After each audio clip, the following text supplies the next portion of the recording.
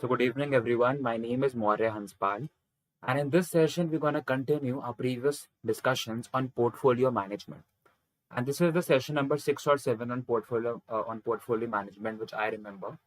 And in the previous sessions, we talked about that what exactly do we mean by a portfolio, and we also related the concept to the mutual funds because ultimately, when we are investing into the mutual funds, we are creating your portfolio only, right?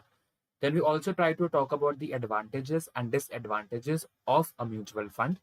We also try to talk about the benefits of creating a portfolio. That what benefit you can get by creating a portfolio. I'll give you a very simple example which I gave in the previous sessions as well, in mutual fund sessions as well, in stock market sessions as well. Just before this COVID-19 pandemic, if anyone had invested only in the hospitality sector stocks, by the hospitality sector stocks, I mean the travel and tourism stocks, the hotel industry stocks, his portfolio would have turned zero or even a negative value. He would be into losses. But if that person would have invested into, along with the hospitality industry, into the IT industry, we know that how well the IT industry did in the COVID-19 pandemic. It gave you returns of more than 120%. Same with the pharma sector. Also, the fast-moving consumer goods industry also did good because ultimately the demand for the non-discretionary products it cannot end because people would be demanding the grocery at some point of time. The pharma industry, we know, the pharma industry again witnessed huge returns of more than 150% because of the COVID-19 pandemic. Because everyone was dependent upon the healthcare sector for APIs, for medicines, injections, doses, for bedding and hospitality. All that stuff was going on. Even the metal industry also did good. So your like cement industries, your like real estate industry also started to boom because in the previous 10 to 12 years we saw that the real estate industry or sector was in a period of consolidation. The sector was neither rising nor falling, right? So in that case, even the real estate sector also started to come upon in a boom. So all these things helped a person who had stocks from different industries within the same portfolio. Though having stocks from the hospitality sector is also a portfolio, but that we call it as a concentrated portfolio, or in other words, a concentrated diversification. So it does not fulfill the very purpose of diversification. When we particularly talk about diversification, it does not mean entirely to diversify in one particular sector. That one particular sector might do good or that particular sector might fall also at a bad time. So you need to diversify and having to understand and utilize the true meaning of diversification and creating a portfolio, you need to diversify into different industries. Why to put your money only in like just like one sector, right? And that is where also the sector which is cyclical in nature. And what are the sectors of cyclical in nature? Were heavy industries. Like for example, your real estate industries, your metal industry, your like capital goods industries, all these are the heavy industries. And heavy industries have a pattern of cyclical in nature. At one point, the market rises for these industries. At one point, the market might fall for these industries, or these industries might also face consolidation for a period of 8 to 10 years, as we saw for the real estate business as well. So at that point of time, the investors might get frustrated and they might witness that my portfolio is not giving me return and what exactly is happening with my portfolio. So that can create further problems for him as well. So it is better to diversify, invest into an active fund or invest into an index fund or a passive strategy. You can do any of the things, but at least the portfolios will be diversified. Also you have like specific portfolios also like available for you. You have a complete IT portfolio or an IT mutual fund. You have a complete basket of the FMCG mutual fund. You have a complete basket of pharma funds, but these are sector oriented funds. They offer you diversification but just concentrated diversification, and hence the true meaning of diversification is not derived from these portfolios. So it is much better to diversify not within the sectors but across the sectors so as to have the maximum benefit for the returns, or like taking into the consideration as like we talk about the risk and return analysis. Okay. So these things can be taken into consideration as well while having a portfolio. Right. And that is the biggest advantage you get while creating a portfolio. The biggest advantage you get while creating the portfolio is the benefit of diversification. You're ultimately having exposure to different industries,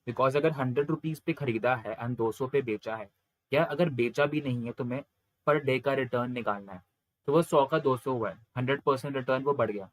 So for that to calculate the return, you need to have what? You need to have the stock prices data for that. Until and unless you don't have stock prices data, you cannot calculate the holding period return. इसको हम holding period return भी बोलते हैं. We also call it as the holding period return. We also call it as the holding period return. It is nothing but how much return your stock or your investment has given you over the past period. Like just assume like you had the following data. Now you can compare the data daily or monthly or yearly or quarterly. It is as per you, but as per the company's discretion that what they want to. For example, like these are the months: first month, second month, third month, fourth month, and fifth month. And they have given you the prices, stock prices. It started with 100 rupees, then it became 120 rupees, it became 130 rupees, then it had the fall of 80 rupees, and then it became like 110. And these are like just the random numbers. Just assume this is stock A and the prices are given here. And now your task is to calculate the holding period return or the percentage change in prices basically. So how to calculate that? The basic formula: we have the final value minus the initial value. The basic formula, as we used to do in class 11th and 12th, or like in basic maths also from 6 to 8 or 6 to 10, how to calculate the percentage change in return. The final value minus the initial value divided by the initial value. अगर data सिर्फ decimals में चाहिए तो ये कर देना, अगर percentages में चाहिए तो into 100 कर सकते हो. So obviously for year 1 we cannot calculate the holding period return because for month 1, because we do not have a previous data point. So obviously our calculation will start from the second one. When the final value is 120, right? We have to calculate the holding period return or the percentage increase or decrease in the return as in month 2. Our final value is 120. The beginning value is 100 divided by the 100. What is 120 minus 100? It is 20, right? Divided by 100. Okay, so once you do it, you get 5%. So it means कि 5% बढ़ गया, मतलब 0.05 or 5% you can say. Similarly, what you can do, again we can do for like 130 because we have to calculate the holding period return as on day 3. 130 minus 120 divided by 120. It is 10 divided by 12 basically. 10 divided by 120. It comes out to be like 1 by 12. And when we calculate our 1 by 12, we get like 0.08%.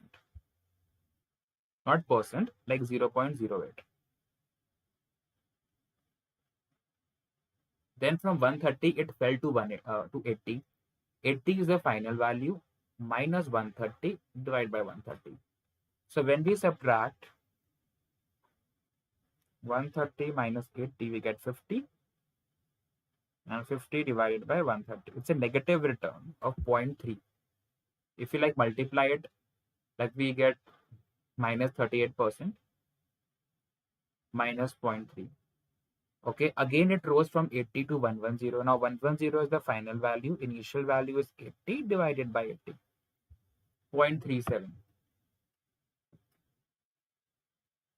Okay, into 100 करेंगे तो 37% से बढ़ गया.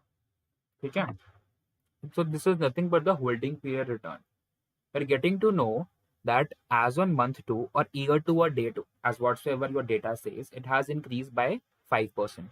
Here by 8%, right? Here how much it has increased? By like 0.0. 130 was the final value. Let us verify that. Yeah. If we even like multiply it by 8%, now it has fallen down by 38%. It has increased by 37%. So this is how you can calculate the holding period return or nothing but the percentage change in return. So let's go to like one of the websites where we can do it in a better way. Let's go to BSC, Bombay Stock Exchange.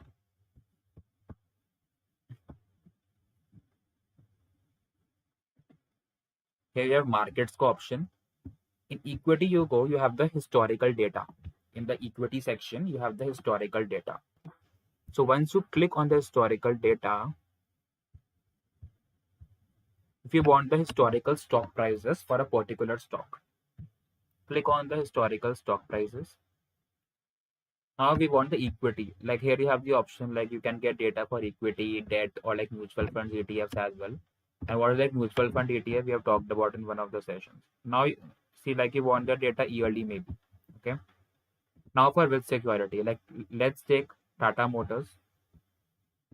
Any of the security you can take, this random security I took. Now I want the yearly data. Okay, it might say,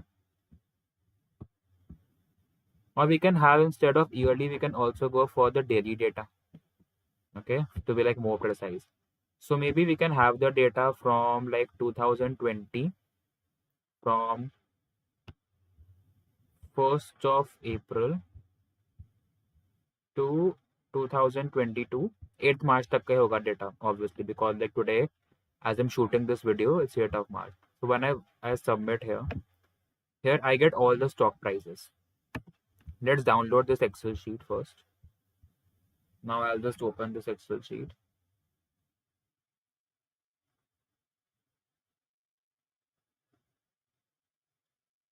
It will take some time to learn. Now this Excel sheet is opened up. We just enlarge this column. Okay. Yeah. Now we're considered about the closing prices, because opening price तो हो गया कि 9:15 पे जब खुला था, but final return हमें कब मिलेगा? वो 9:15 पे थोड़ा मिलेगा। 3:30 पे जब बंद हुआ है तो फाइनल हमको पता चलेगा शेयर प्राइस कितना बढ़ा है या कितना कम हुआ है, on the basis of the daily analysis. Okay, so firstly जो एक्स्ट्रा चीजें हैं, एक्स्ट्रा कॉलम्स हैं, इनको we can delete. We have a function called control minus. Again, WAP and all we do not want. Just want the closing prices. Closing price data. Have your date data. Here you have your closing price data. Okay. अब ये जो data है, it seems in descending order, right?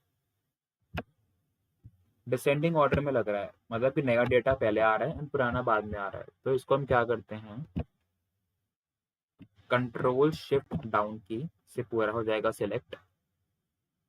We can go to data tab. In data tab we have sort from A to Z, sort by close price. Smallest to largest कर देते हैं. Smallest to largest करा, 3 अप्रैल की value पहले आ गई. Okay, फिर से करके देख लेते हैं. सॉर्ट पे गए, सॉर्ट बाय डेट कर देते हैं. अगर हम क्या करें, देखो, अगर हम सॉर्ट से करेंगे प्राइस से, ओके, तो ये हो सकता है कि रैंडम डेट्स आ जाए एंड छोटा प्राइस पहले आ जाए एंड बड़ा प्राइस बाद में आ जाए. तो हम डेट से सॉर्ट करते हैं. अगर डेट से सॉर्ट करेंगे तो फिर सब ठीक से सॉर्ट होगा, from oldest to newest. First देखो, फ्रॉम 1st अप्रैल से डेटा आ गया है एंड सिंक्रोनाइज मैनर में है पूरा. Have all this data. Okay, so from this data we can see on 1st of April 2020 the price of Tata Motors was 67.95. Okay, then on 3rd April 2020 65, 67. So all these prices have been given and now it has grown to 394.2 and बीच में 500 से ऊपर भी जा चुका था. अभी कम क्यों हो रहा है? Like because of the correction in the automobile sector की वजह से, ठीक है, because the chip shortage is going on and metals and the oil prices have also risen and even the third party insurance premium has also risen. Okay, so that is something. ये हमारा share का price मान के चलो. And now we have to calculate the holding period return. Your holding period return is nothing but your HPR. First day का तो निकल नहीं पाएगा, तो मैं थर्ड से निकालना पड़ेगा. 2nd अप्रैल को हाँ, इन्होंने डेटा दिया हुआ है. अब final value, opening the bracket, final value minus initial value divided by initial value. Okay. Into 100K, so people can do like into 100 here only. Into 100 तो परसेंटेज में आ जाएगा. यहाँ पर 3.8% से गिरा है. 0.039 था, इंटू 100 कर देता हूँ, फिर से इतना हो जाएगा. Now either you can drag this down here, or you have this at the bottom low, you have this plus sign. Just click here. Once you click here, you have this. See,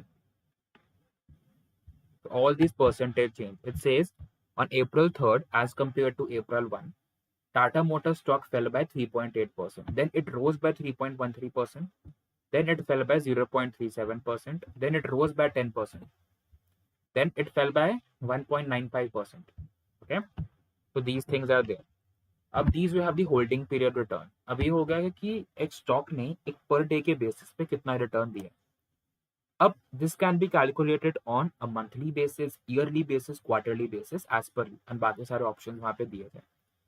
अब question आता है कि अगर हमको जानना है एक stock ने एवरेज रिटर्न कितना दिया.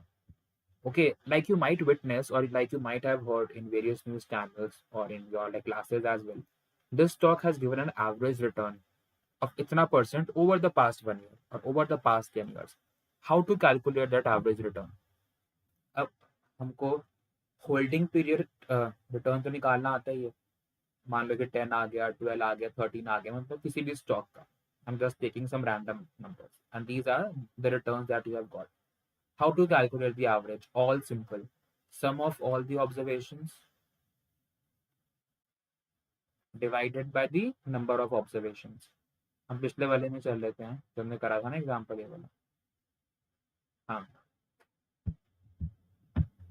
sum of all the observations divided by the number of observations. And what would be the sum of the observations? 0.05 plus 0.08 minus, जो माइनस है उसको तो माइनस करोगे, उसको तुम ऐड नहीं करोगे. एंड कितनी ऑब्जर्वेशन है? 1 2 3 4 बाय 4 कर दिया. Basic maths, calculating the average. So let's do it manually. 0.05 plus 0.08 minus 0.38 minus 0.37 minus 0.62. मतलब 62% गिरा है ओवर, अभी नहीं, 0.62 by 4 and this is minus. Okay, so 0.62 by 4, 0.15. तो बोल सकते हैं कि ऑन एन एवरेज ये particular stock over these 5 periods 15% से गिरा है. ओके, मतलब stock has not given any of the return over an average period of time over this past 5 years और months. The stock has declined by 15%. Same we can do it for here. अब यहाँ पे तो बहुत सारे numbers हैं, तो हम कैसे निकालेंगे? Now the question arises. तो अगर बहुत सारे नंबर्स हैं, you have a inbuilt function in Excel called average. यहाँ मैं लिख देता हूँ एवरेज रिटर्न.